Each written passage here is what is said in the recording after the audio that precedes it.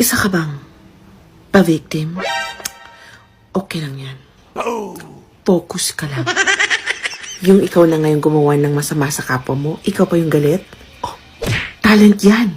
Kaya focus ka lang. Kapalan mo pa mukha mo, shoot ka. Mga 5 layers. Para intense. Pag pinost ka sa mga bagay na ginawa mo na di maganda sa kapwa mo, mag-post ka rin. Huwag kang makapatalo. Kunwari, inapi ka rin. Pa-victim ka, remember? Dapat malinis ka. Yung hiyang-hiya sila sa'yo. Dahil grabe ang iyong kalinisan. Kumikinang. Magpaawa ka sa social media. Samahan mo pa ng, wala naman akong ginagawang masama. Diyos na ang bahala sa inyo. Para ka paniwala.